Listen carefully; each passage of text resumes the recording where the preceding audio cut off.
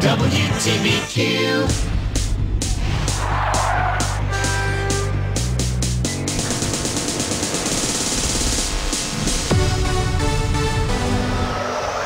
Good afternoon. I'm Tony Abbatine, and welcome to Game On, the only sports talk radio station in the free world, both in the East and in the West. Today's conversation and topics. We've been spending so much time over the last few months talking about the mechanics of the swing. We had Tim Walton on from the University of Florida mentioning about hitting patterns and how he evaluates physical parts of the swing. John Taminia, our friend from the Chicago White Sox, mentioning pitching deliveries and all the red flags that go on there. We had a guest named Alan Jeager who was on with us earlier in the fall talking about long tossing and arm injury and arm care prevention and whatnot. But I think today, and we started talking about it a few weeks ago in the one show where we had no guest, and I walked some of the readers and listeners through our Stairway to Seven, which is within the Frozen Ropes world, our mental tools to improve performance. We made reference to the Brain Day workshops go on, and I guess as you get older and having been doing this for about 23 years now, I realize that all of the physical techniques and video and mechanical talk that goes on to a certain level isn't enough. And again, I guess the more you do it, the more you realize that at the end of the day, performance, happiness, and just overall success both on and off the field has more to do with the mental skills training and what really is going on above the neck, as we call it. And look no further than asking questions to coaches and players when you ask them, what percentage of the game, and as it relates to performance, is related to mental skills? And out of all of the coaches and players that I know I've asked that question to, you get answers from 70%, 80%, 90% of the game is mental. And then the next question always becomes, well, how much of your time do you allocate in your preparation on a daily basis do you spend on mental skills? And sadly, most of the players and the coaches will say none, a minimal amount. Today is all about really starting to understand and on a daily basis what we as parents, as coaches, as motivators, what can we do to really help some of the amateur players and even some of the professional players that have an opportunity to not only visit our training centers, but this gets back to if mental skills training is something that's going to work, it has to be applied on a daily basis by the player themselves or the coaches and even some of the parents. I'm very pleased to have back on the show Alan Jeager, and Alan's book, Getting Focused, Staying Focused, A Far Eastern Approach to Sports and Life. If you haven't read it, you need to pick it up and really start understanding what it's all about. Alan, as some of you remember, and certainly he's no stranger out on the West Coast. I guess we need a West Coast guy to talk about Eastern philosophy. Alan, since 1989, has the Jeager Sports Academy, where he's been providing all kinds of great information on sports discipline to understand development, enhancing mental skills, part of the game. Really, when it comes to integrating mental skills with physical skills, particularly in the area of throwing and long tossing and pitching, Alan is the guy, and we're pleased to have him back on the East Coast, at least for the next hour, joining us on Game On. Alan, hopefully you're there. Tony Abbatine, and welcome to Game On again. Hey, Tony, I am here, and I love being back on. I'm excited about this segment because I know we spoke a month or two ago about how much we both have a passion about the mental game, and I'm just glad it's happening. Talk to us about Getting Focused, Staying Focused. Boy, it's a book that, and I mentioned before, it's so easy reading. I actually gave this to my daughter, and I have her copy in front of me, and I see all of her notes and the highlighting, and I mean, this takes it to another level. Just in some of the quotes that you make reference to, it's easy to read, but more importantly, it gives a roadmap to those that are looking to build on and really find what I think is the missing link in different performance levels. Give us an overview on what the book and the message that you were trying to portray in this book. Well, the bottom line is that, as you know, the mental game can seem intimidating. It can seem overwhelming to people. It can seem a little bit out there to people, and the goal of the book was to simplify and just to bring it, I guess, into common terms to where people can understand. You know, my mom is a writer. She was a godsend in this book because she really forced me to keep it simple. She really kept asking me to identify and define things so that there was consistency throughout the book. And, you know, I think the premise of the book really is just saying that, look,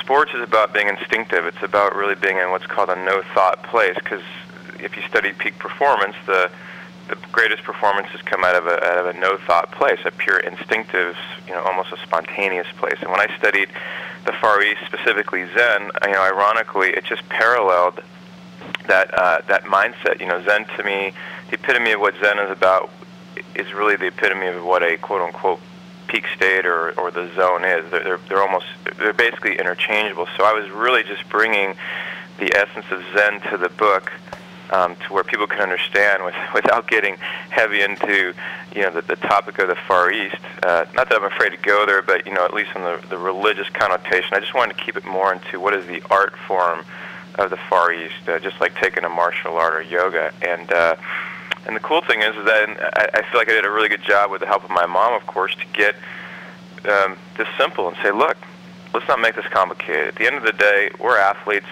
We want to do all the hard work, and then we want to be able to get between the lines and allow this hard work to come out without any inhibition, any thoughts about the future and the past that are going to probably distract us or cause pressure, anxiety, worry, tension. So number one, the book is to really outline what I call the players in the game. You know, what are the things getting in the way, and then how do we get out of our own way, more or less. And number two, which really, as you know, with the outline we talked about, or I sent to you the other night, my new theme with players, I just had this long talk at dinner with a player last night. The practice is really the key. At the end of the day, it's great to talk about being present, stay in the moment, stay focused, get to your breathing. That's all very valuable. But at the end of the day, if you don't have a daily practice, just like taking ground balls or learning how to push bunt versus drag bunt, you know, it's hard to have recall, and it's hard to have what I call a default system working toward, you know, where you want to be between the lines, as opposed to a default system that may be taking you into, you know, any kind of a thought process based on some old patterns that, you know, again, maybe based on what we're going to get into, more result-based or consequence-based thoughts. So I guess long answer, long is, at the end of the day, the book is just simply there, as you said, to have a roadmap, to help define this broad topic and say, look, here's some of the basic things that are really going to help you to, for your mind to support you rather than get in the way. And then lastly, here is the practice. Here's something you can do every day, even if it's only 10 or 15 minutes, that as you accumulate, it's almost like compounding interest. If you stay consistent with the practice, just like anything you do in life, it has a chance to accumulate and compound. Alan, you made reference to breathing, and out of whether it's considered the most simple and yet the most complex component and a technique that works. Walk us through that and how challenging that is to not only teach, but to get young players to understand how the daily application of that is the key. Whether we're working with pitchers or hitters, to get them to really understand how their breathing routine, understanding the difference between, we call it the deep belly breath or the hyperventilating breathing from the nose. Why is that so important? And as a coach, as a parent, how do we present that in a way in which this generation really understands it? Because quite frankly, they don't. The answers we'll get sometimes was, of course I'm breathing. But both physiologically and symbolically, why is the breath really the beginning of so much that's in this book? Well, you know, the first thing I'd say is I would have every player, coach, parent, whatever, I would have them Google breathing or breathing exercise or relationship with breath to mental and physical health. You would probably only get 10 or 20 million, you know, responses. The breath is it's at the foundation of any form of meditation, more or less, that I've studied and I've you know, researched.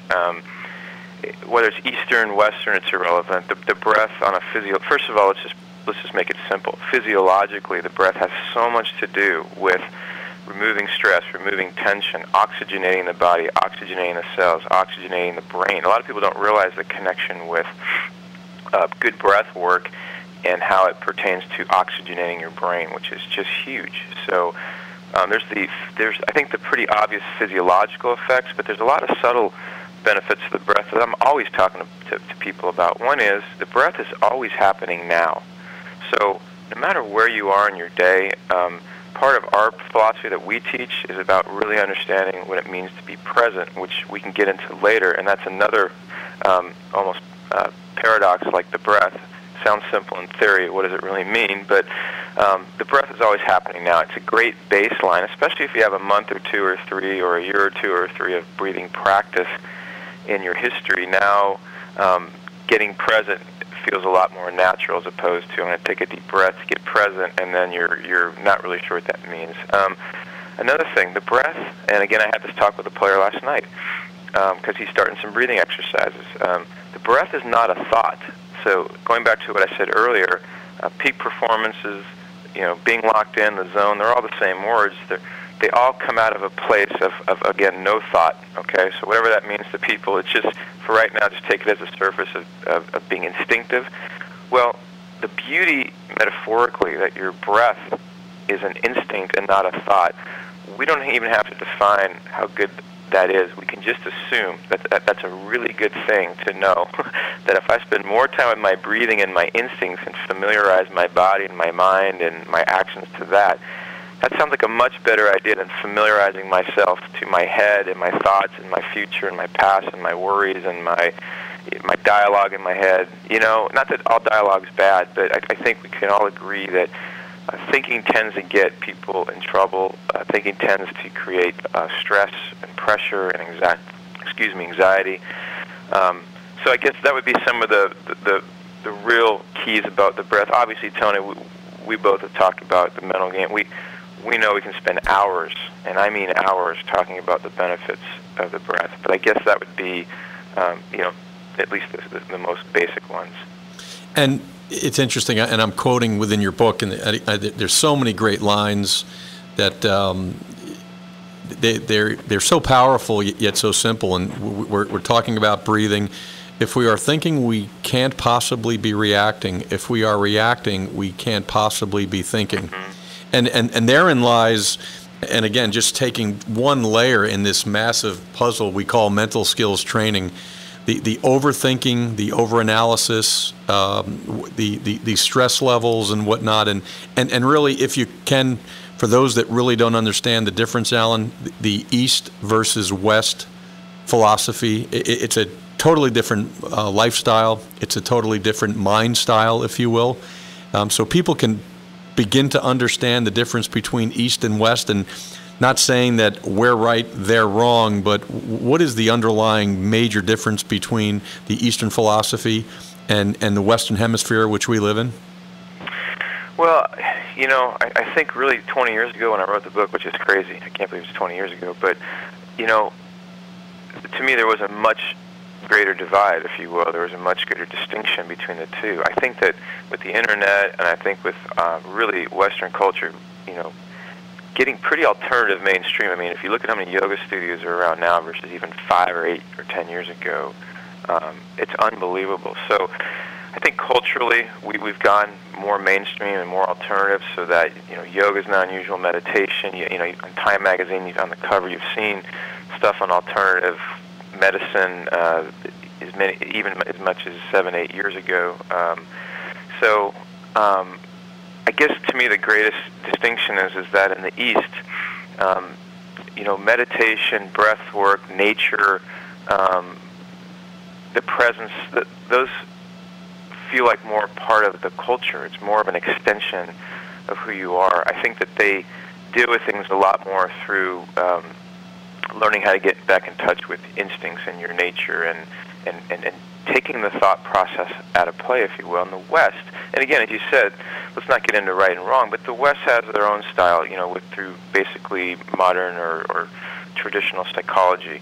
You take a thinking-oriented problem, like somebody has anxiety, And if you trace the source of it, well, part of it could be chemical. So you might be dealing more with a psychiatrist and medical needs. But the day-to-day person that's dealing with normal stress and anxiety, I'm just going to throw out the bell curve and say 80 to 90% of them, they're thought-originated problems. And so in psychology, at least in the training that I did and the research I've done and people I've talked to, it just feels like the therapy is more about taking a thought-oriented problem and dealing with thought-oriented advice. So you're trying to fix thoughts with thoughts. And again, I'm giving you a very bottom line answer. The East to me was more about, you have a thought-oriented problem. Let's remove the thought, allow the deeper nature of the person, more instinctive, intuitive, reactive nature of the person to have a chance to breathe and come out. And to me, I feel like that was a much more effective and efficient way to deal with issues. So I guess, again, to somehow summarize this, East to me felt more about instinctive, relying more on the no-thought world. The West, because of our love with logic and analysis and thinking, and a lot of that has a place and is great. But I think in psychology, it can tend to give the person more things to think about, even if it's positive advice.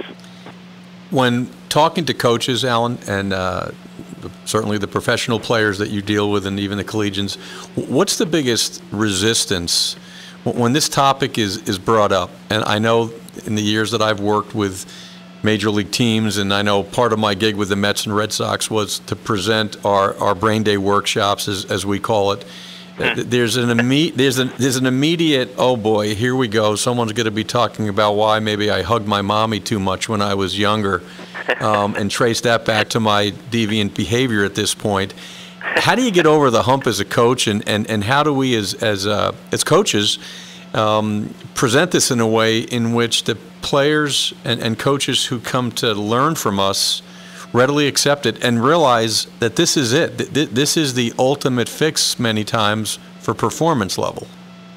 Well, I think you got to hit them where it hurts. I've learned over the years, look, number one, there still is resistance out there. I think that it's way less. I mean, compared to 10 years ago, it's off the charts how much better or how much more open-minded players and coaches are. But yeah, you're going to get the resistance still. But I also feel like you have a lot better chance. And what I try to do is I try to really go to the source. And what I say, hit them where it hurts, meaning I bottom line them. Your opening to the show was actually really cool because it's very similar to how I approach it. Meaning, look, we all agree, especially at the professional level, this game is 97% mental at the minor league level and 99.9% level at the major, 99.9% mental at the major league level. So now, how many hours a day or hours a week are you working on it? And everybody who's honest is going to say none, or 5 minutes, or I do a little visualization before I go to bed at night, which is fine. I shouldn't say none. You're going to have probably 10 or 20% nowadays that have gone to Long Beach State or Fullerton or some of these schools that really push sports psychology and, been around people like Ken Revisa. So there is still going to be, like an Evan Longoria, there are going to be people that are very proactive. But I guess at the end of the day, Tony, I try to really be blunt with them and say, look, this is about your future and your career. And if you truly care about how good you can be and how far you can go in this game, then you're going to come to the conclusion that you better start working at the mental game just like you worked at, hitting the ball the other way and throwing your curveball and whatever. It's all the same animal. And if you're not plugging into this and making this part of your daily practice and daily activity, then you're kidding yourself. And if you don't want to hear that and you don't want to get that, I'm going to like you the same. But I'm level with you, and this is the reality. And by the way, this is where the game's going, and more other people are doing it. So don't find yourself now having even one more variable in your life that is putting you behind the curve. As far as the resistance of players or coaches, you might have the first 30 seconds or minute or two, but if they don't plug in and kind of figure out where you're going and they don't accept it, that's their problem. I've learned, and I'm sure you've been down this path many times before, that when you come with something that you know is going to really benefit people and really help them out, if they're resistant to it, that's their problem. and all you can try to do is just kill them with kindness and just really hope that they give you a chance. But again, I just want to reinforce this. I feel that for the good, it has really changed. There's still going to be some pockets of strong resistance, but I think it's a much better playing field now, as you know, than it was even 7 or 8 years ago. We're talking with Alan Jeager, writer, author, motivator, coach. We're going to start breaking down, and one of the lines that we've used, today's gymnasium is in your brain. Alan's going to take us back into the mental skills gymnasium, and we're going to discuss on a daily basis what exactly the next generation of players can be doing to better themselves, to better their lives, and to better their performance. This is Game On with Tony Abbatine and Alan Jeager. WTBQ.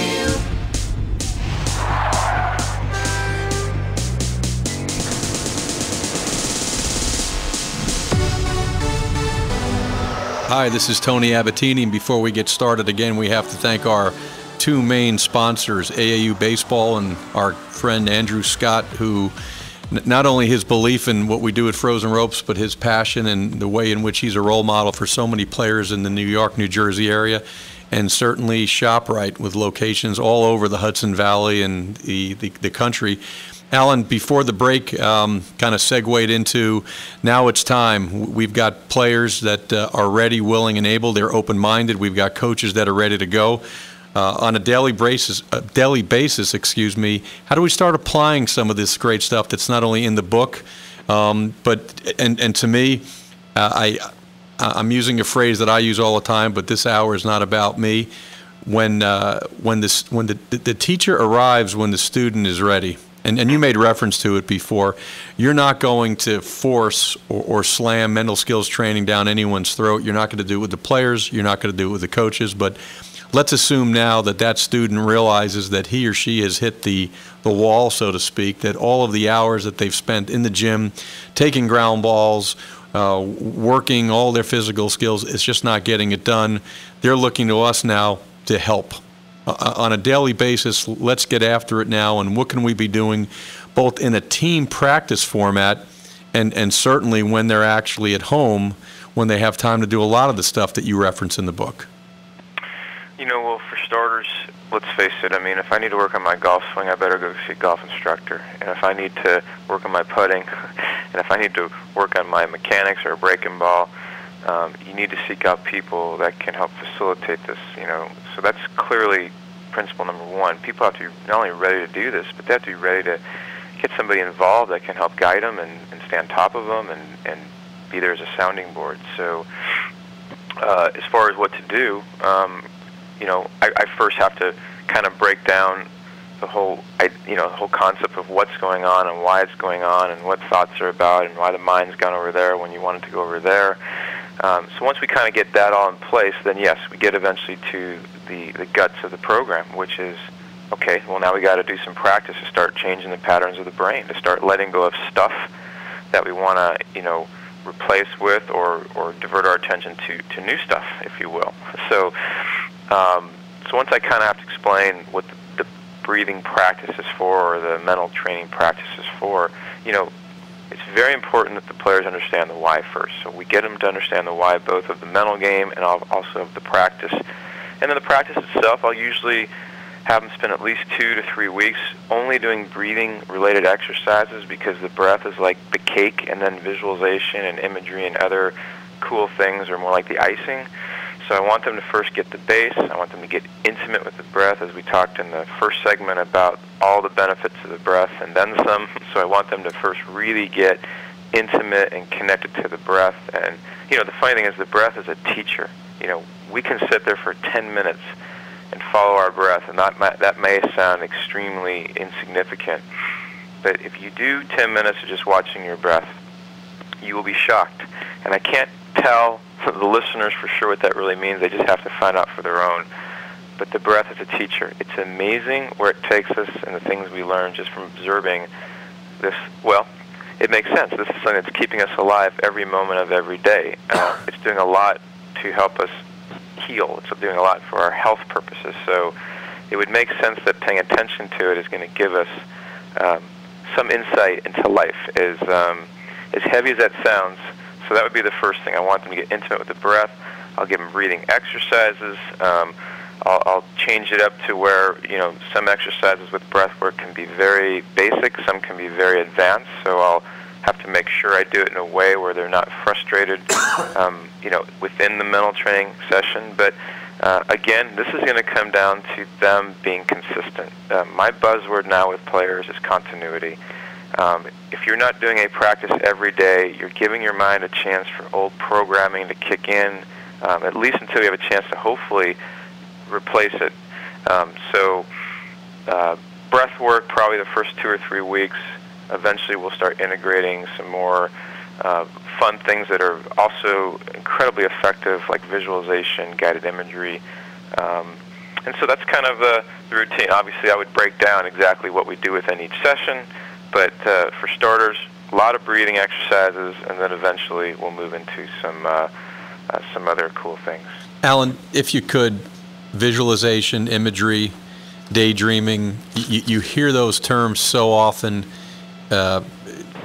Many of the players that have never been to our locations will come in, and the first time that some of our staff that is competent and passionate about this topic present it, you get players that are very frustrated. Well, I'm closing my eyes, but I don't see success. I'm closing my eyes, and I don't see the delivery that I'm looking to build on. Explain visualization, if you can, in a way in which all can understand. Really the difference between visualization and guided imagery, and how it is a skill, and I can't emphasize that enough, that visualization, no different than relaxation, are just tremendous skills that at one level, the ability to close one's eyes and mentally rehearse, but to do it at a level where it becomes, in my opinion, just as important or actually more effective than the physical act itself. What is this big word that's thrown out there that really coaches and players sometimes get very frustrated when they can't accomplish it? Well, look, number one, visualization is a skill. So for people that are a little frustrated, that's understandable, but they have to understand it's a process. It's a process of the mind doing a new trick, if you will. So it takes a little bit of work. Some people it comes really fast. Some people they struggle with. But that's the first thing, patience, and just know that, give it a chance. Also, people that try to and I'll define it in a second, but people that try to visualize up front without having done some breath work and some clearing of the mind, they're fighting an uphill battle, because the reason we don't visualize for 3 or 4 weeks into the mental training sessions is because visualization will tend to come a lot easier once the mind has some skill at clearing and relaxing and getting quiet. It's almost like you're taking a chalkboard that's got a lot of writing on it and you're using an eraser and you're clearing it off. And now the mind's really receptive to visualization. So people may be simply just trying to visualize without having any proper training into how to best position themselves to do it. So that's number one. To me, the easiest way to define visualization in really one line, or knowing me, 7 lines or less, is visualization is the act of doing something in your mind that's replicating the exact action as if you were doing it physically. So the neural pathways, the muscle memories, everything that's happening when you're physically doing an action, you can literally, and I use the word literally, scientifically, physiologically, it's replicating. So I can actually throw 10 perfect pitches on the outer third on the black at shin height in a row, and put that muscle memory through my system as if I did it, where my best bullpen, if I maybe hit 6 out of 10 splitting the black at shin height, I'm Maddox. So that's number one. You're replicating the action of what you would be doing physically.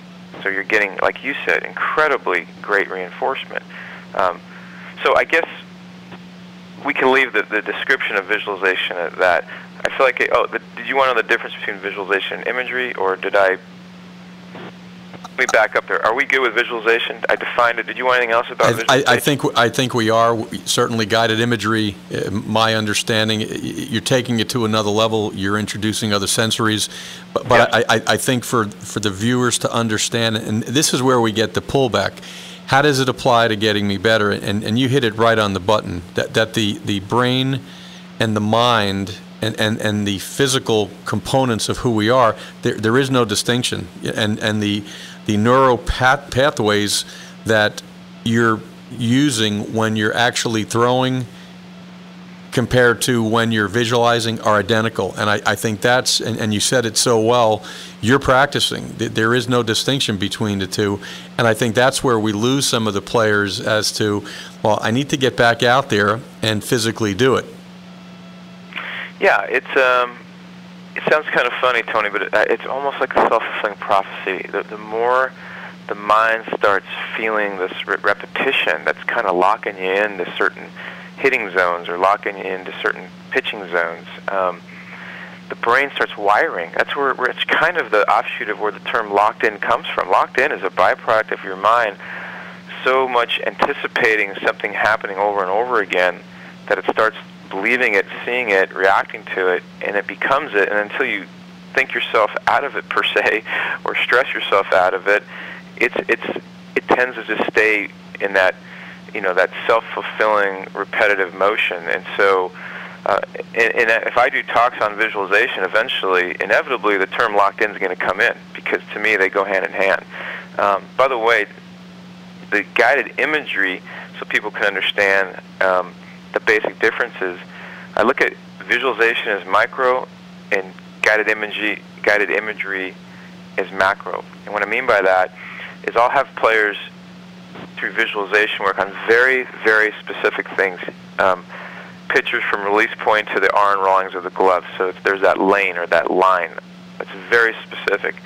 Even a curveball, the break of the curveball is very specific, so I want them to repeat that visual over and over. It's like a line. Hitters obviously have the lines in reverse, from the release point to the point of contact on the barrel of the bat. You could visualize literally how your footwork would work as a pitcher trying to quicken your move to first base. A runner getting a jump from first to second who's stealing a base. An infielder who wants a better first step. So these are all very specific skills to work on. Imagery is broader, meaning how do I want to feel on the field? I want to, it's like you said, mental rehearsal. I want to start seeing myself on the field with good body language. I want to start seeing myself, I can see my body or feel my body more relaxed, more calm. My mind is quieter. I'm happier. So to me, imagery is more of a general feeling of how you feel in the field. Or maybe I want to work on painting the field in a certain picture before I do my visualization, so it helps maximize the work of my visualization because the field is more comfortable. Some of us, I'll be brief with this story, but when I was in high school, there was this one school in our conference, Birmingham High School, where when I was at the plate, I literally felt like I was hitting uphill, and it is slightly an upgrade, or it is slightly angled up. So it wasn't really an illusion, but I made it a bigger reality than it was. And I can't explain it to you. It felt like it was an 0 for 4 waiting to happen. So the visual of that field versus a field where maybe the pitcher's at 65 feet throwing to me, there's things that I can play with through imagery that get me in a more relaxed state, a more comfortable state. And look, at the end of the day, we love, these associations are powerful. So if we can start putting ourselves in positions like visualization where we feel certain ways, we have more general things going on around us that are helpful, that's when I use imagery. I'm going to switch gears a little bit because I love this line, Alan. If you care about people's approval, you will become their prisoner. And you make reference to Tao Te Ching as adapted by Stephen Mitchell. Well, I would urge anybody that's serious about looking into this field and making this part of their life and part of their preparation. There's a number of books out there. Ken Ravis is a good friend. His book is fantastic. I happen to love the nice little book I wrote, but there's a lot of books that influenced me in my book. And for instance, the Tao Te Ching, and for listeners out there, it's Taoteching. There's many, many versions. I think it's the second most printed book in the world besides the Bible. And it's basically this most beautiful book, 81 poems, and it's all about the Tao. It's all about this feeling of really a lot of the things we're talking about today, getting in a flow, getting in a rhythm, getting out of your own way. Like the water going down a mountain, it will find its own path if given a chance, and it knows where to go. So just leave it alone. Don't tell it where to go.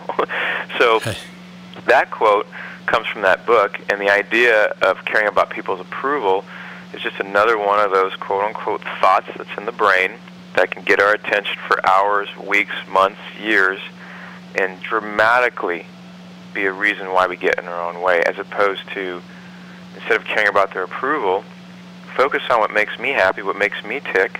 And I actually have a chapter in the book called Mastering Yourself. That's probably where you get it from. And it's just more about taking care of your own business and keeping your mind focused on what you need to take care of. And so anyway, I personally love that line a lot. That's why it's in the book. We're talking with Alan Jeager, Getting Focused, Staying Focused, a Far Eastern approach to sports and life. I can tell you, Alan, it might not be on the New York Times bestseller, but it ranks in the #1 slot in the Frozen Ropes Library of Congress in the reading material. We're going to talk with Alan on results versus process-oriented thinking, and how sometimes understanding the difference between the two and letting go might be the difference between having a more successful spring season. WTBQ.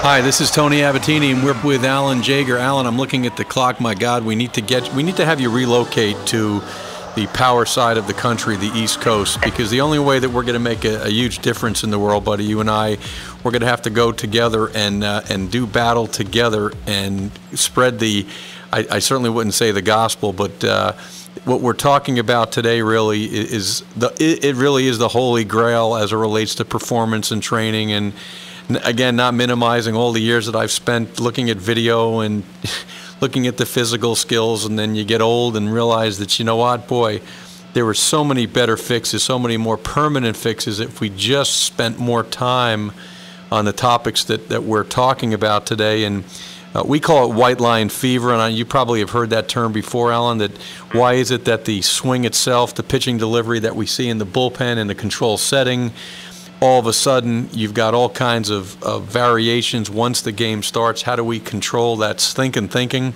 as Ken Revisa makes reference to in his award-winning book?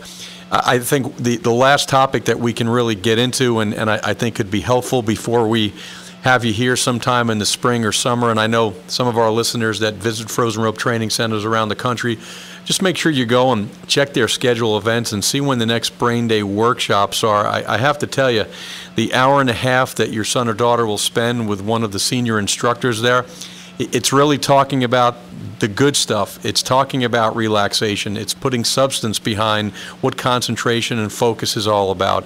It's about reframing and putting the fun factor back into the game itself. So I urge all of our listeners to go and make this a daily part or a weekly part, or just expose your children to this stuff at an earlier age. We get the question all the time, well, Tony, when do you start this stuff? Is this more geared toward high school juniors and seniors? No. This is for 9 and 10-year-olds to understand, right? The sooner they understand that their ability to control their swing and to control their pitching delivery is a function of controlling their thoughts and understanding that the mental skills is the engine of performance, the better off that they'll be. Segueing over to results versus process thinking, Alan, and it's great to see that in the outline that I asked for, and you hit it, it was the home run, right? This really is the crux of the problem. It's the crux of the thought process that many goes on and explains why so many players struggle. I'm handing it to you, and go. Well, first of all, I love what you said. I just have to comment briefly. What you just said is kind of the epitome of what I've been talking about for years, which is, you know, when parents take kids to academies, they take kids to lessons, to go somewhere where they can know they're actually getting input, hands-on input. I've been trying to talk to a lot of local academies where I've done more throwing clinics at, and I've urged them to have a module where, even if it's 1 hour a night, and some have taken it to heart and have done some stuff in that world, but boy, if I could take my kid to a local academy where I know he's going to get a good hitting lesson or a good pitching lesson, but they're going to actually talk to him about relaxation or putting fun back in the game. I just don't think parents understand the critical nature of that, especially at a young age when you're starting to create new habits. So just as a side note, that's one of the reasons I love talking to you, is because you get it, and you're actually out there on the front line making this part of the curriculum, and not just something that we're talking about and it sounds good, but we're putting it into practice. The results versus the process versus the results, to me, it's probably the simple, most one line.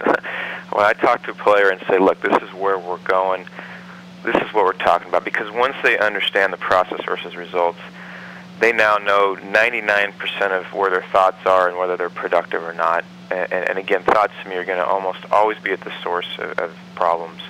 So basically, in a nutshell, the process is simply about getting a player to identify whether they're a hitter or a pitcher, which is really the two areas you have to focus on, because that's where they're going to get their college scholarship or have a chance to play pro ball one day, or hopefully have a career in the big leagues. So we really want to get down to basics. So as a hitter, what is your process as a hitter? In other words, do you want to see the ball well? Do you feel balanced, grounded in the box? What words come to mind? And pitcher, the same thing. How do you feel on the mound? Is it a balance point thing? Is it an attacking of a focal point, which is really about 99% of pitchers I've dealt with all say the same things. And once we establish that, then we make it easy. Okay, well, anything other than those three things that you describe as your process that you've agreed with me are the ingredients to the perfect soup. In other words, they're what allows you to feel like you're going to have the best game of your life today. Well, then everything else is trouble. Everything else is basically a distraction. Everything else is probably some form of a result-oriented thought, a consequence-oriented thought. Who's watching? What's at stake? What's my ERA? What's going to happen if this happens or that doesn't happen? And what happens is you simplify to the player what they want to do, and they agree that this is what makes me tick, so we're all on the same page. And now they have to get really good at staying consistent and focused on that. And also now their antenna's up. So the next time they have a thought, not that they're not going to have one, but when they do have a thought about my ERA or who's watching, you can immediately identify it and say, wait a minute, what does that have to do with your process? So I guess in a nutshell, my goal is to get the player to A, identify the process, B, to understand what's not in the process, which seems to be just about everything else. And now we have a really simple point of references when we have our conversations. When I work with some pitchers, one of my favorite years, I worked with this one pitcher. He was in spring training. He was trying to make a big league team. And we'd talk after the game, and I'd say, how'd it go? And all he did is talk to me about his process. I had no idea if he punched 3 guys out or walked 3 guys.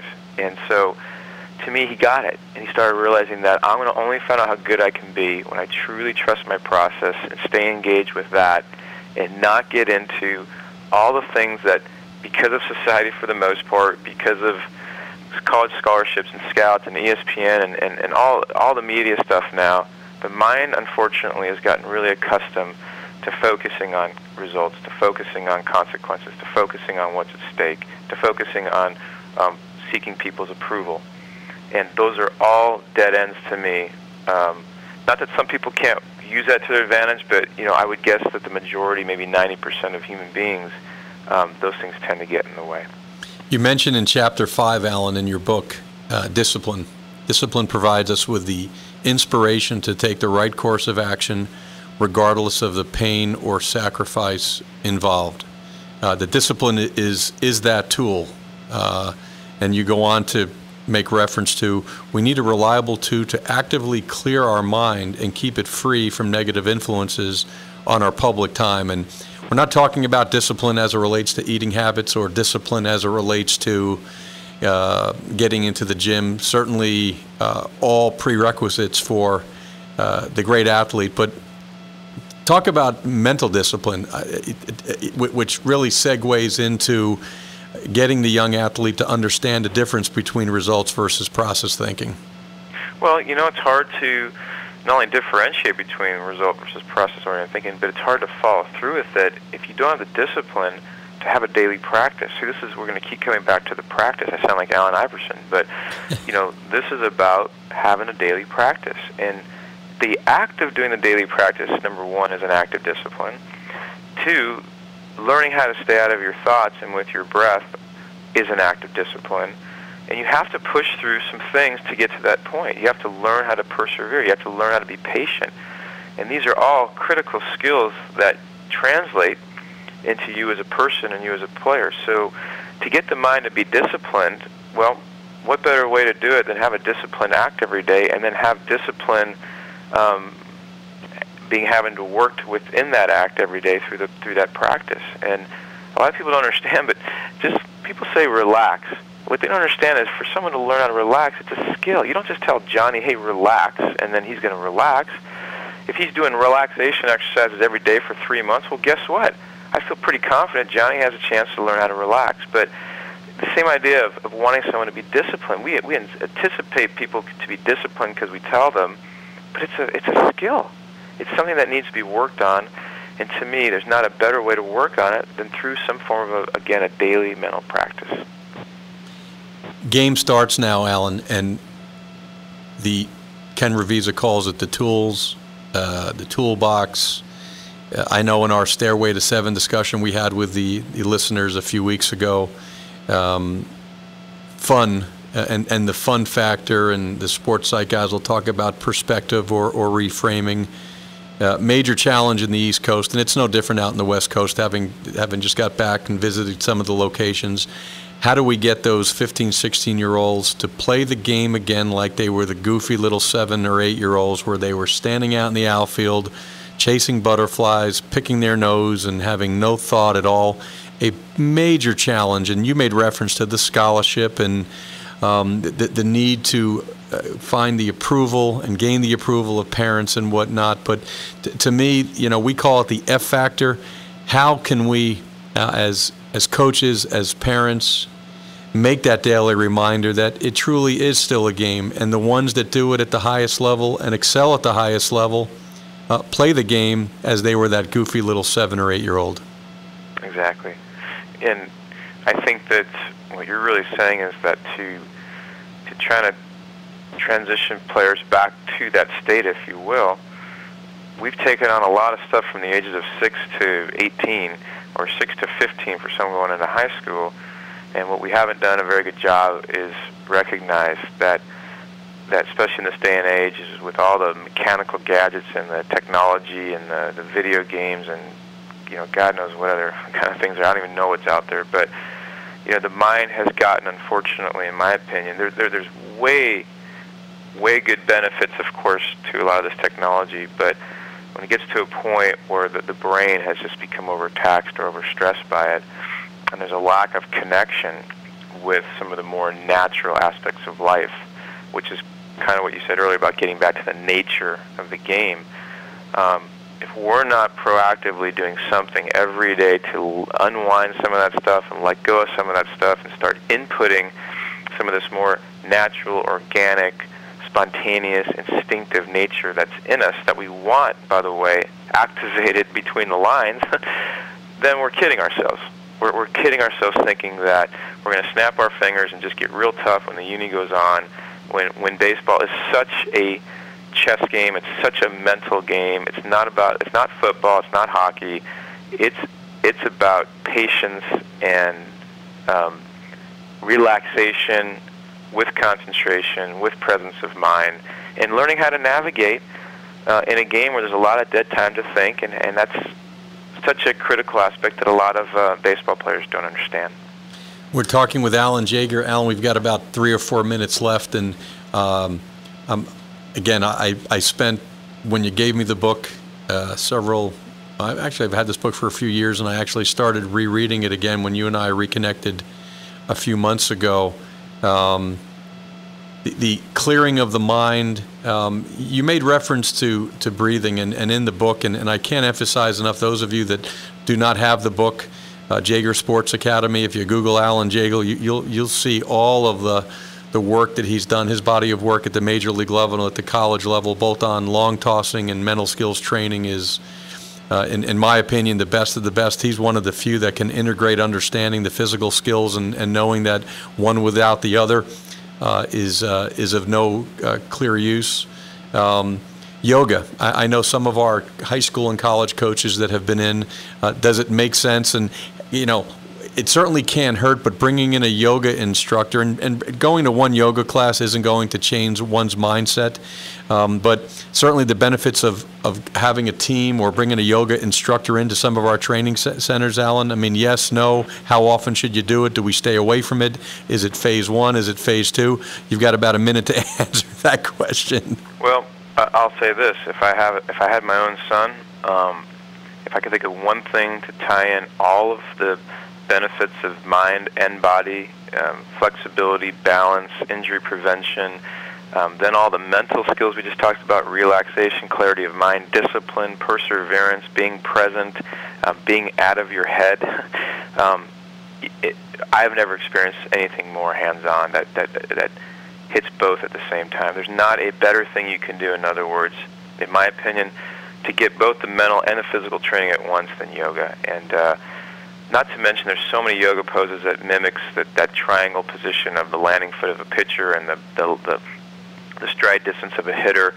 I joke that the yoga mystics and the baseball mystics used to hang out thousands of years ago, and they came up with yoga partly for baseball players. So yes, yes, yes. We've been talking with Alan Jeager, and Alan, I can't thank you enough again. Continue to lead the way and teach and talk about the things that really matter. For all of our readers out there, look to have, and you'll be seeing Alan at not only our locations out in the West Coast. We'll have Alan on a Frozen Ropes World Tour sometime soon in the next few months. We thank you for your time, and get focused, stay focused. Alan, we'll talk to you soon. Hey, Tony, I appreciate you having me on. Do I have one more second to say something, or are we done? Go.